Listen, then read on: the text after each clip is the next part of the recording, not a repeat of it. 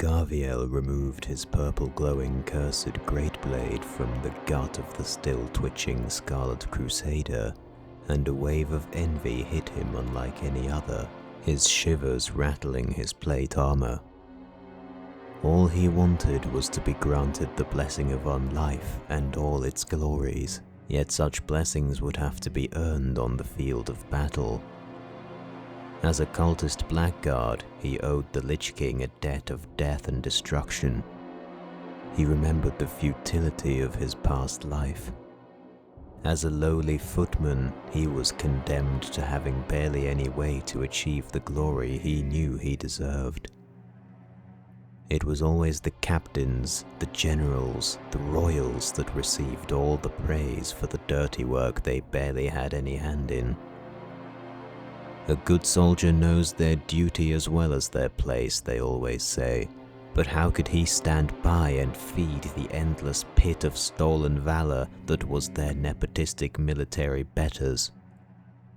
It was at Prince Arthur's defense of Hearthglen that he had served his uncaring masters for the last time.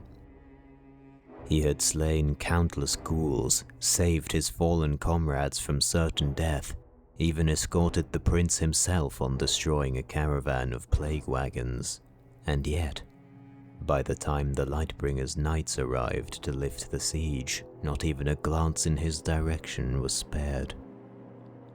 That night, whilst still recovering from his injuries, Garviel marched off into the darkness to find members of the Cult of the Damned. Man was destined for the doom of unshiftingly stifled progress due to its natural drift toward neglecting resourcefulness in favor of honor and tradition. The dead and the damned, however, were another story entirely, one that he had hoped to explore. The cultists had seemingly emerged out of nowhere in that dark forest, greeting him as an equal, and soon enough he found himself in the bowels of Caer Darrow, where his training to become the Lich King's living vanguard began. Garviel looked up from the dead Crusader to behold the battlefield before him. The Scarlet Crusade had dispatched a priestess of great significance from Hearthglen through the Plaguelands with an unusually heavy escort, and thus did his new master, Ras Frostwhisper, take great interest in where this convoy of troops was headed, such that the Lich had personally taken to overseeing the battle. It was at Garon's Withering where a force of undead from Anderhall joined with Cauldron Lord Solrath's contingent to assault the formation of Crusaders. Most of the armored zealots had turned to face the undead assault in a desperate rearguard action to buy time, whilst the priestess kept running northward along Thorondril River with the two remaining guards. The rearguard was nearly done for, their armor quite useless against the Lich's frost magic. Whilst they were distracted, Garviel ran ahead of his rotting allies after the escaping priestess. His glory would not be denied. When he was done with them, he would take their heads before Kel'Thuzad himself and carve out his own heart, such that his utter devotion was incapable of being overlooked. The Archlich of Naxxramas would grant him his glorious ascension to undeath, upon which he would serve the Lich King as one of his loyal Death Knights. He followed the escapees to the mouth of a cave where the two remaining Crusaders turned to face him, leaving the priestess to enter the cave alone. Rectifying his blackened cowl, Garviel smiled grimly beneath the cloth bandana covering his face, save for his eyes, looking forward to the bloodshed his great blade was soon to cause. The first Crusader, a minor paladin bearing a metal buckler and a one-handed mace, charged with a cry of righteous fury echoing from beneath his winged scarlet helmet, and it was a simple matter for Garviel to use his blade's arm guard to catch the raised mace at the hilt and disarm the paladin. The attempt to bring his shield around was interrupted by Garviel's following swing, carving open his stomach. The paladin realized too late that the dark curse tainting the Blackguard's blade prevented the light's healing touch from affecting him, and he died most painfully.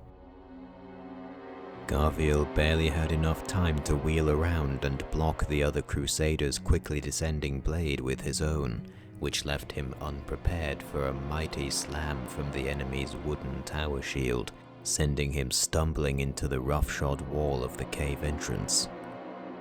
As he was busy regaining his senses, the remaining Crusader took the opportunity and charged him, pinning him to the wall with his sharp metal pauldrons.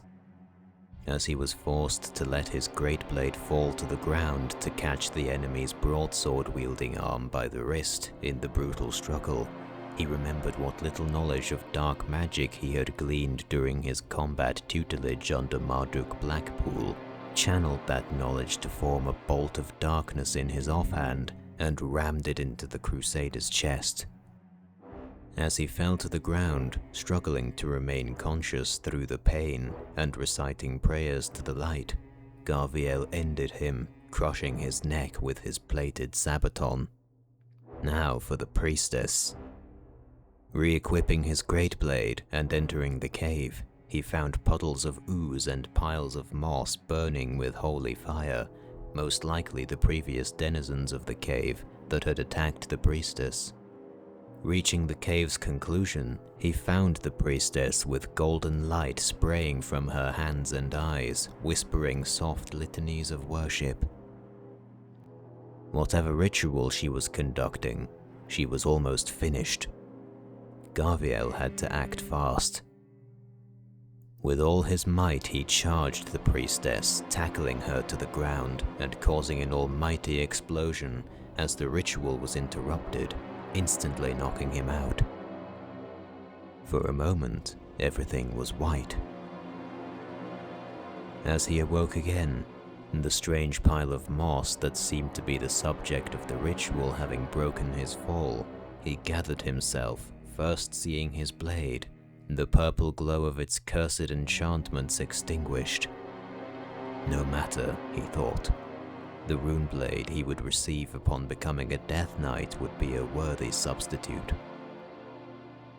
He looked over at the priestess to find her very, very dead, as smoke escaped her slack-jawed expression, her eyes burnt entirely out of their sockets.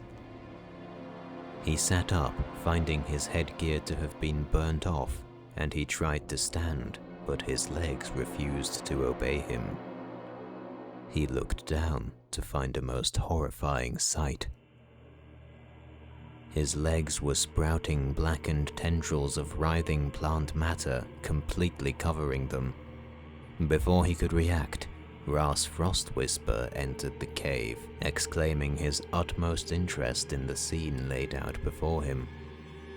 Garviel felt various fungi sprouting from under his plate armor and opened his mouth to scream, but his throat was full of moss, choking his senses and bursting out of his mouth and nose. He could feel everything his tormenting plant matter could feel, as well as the faint burning influence of the light. Was he now incapable of dying? Was he doomed to a fate of crude immortality, denied his undeath forever? No, he would not have it. With his remaining hand, he grasped the hilt of his now inert blade and plunged it directly into his heart.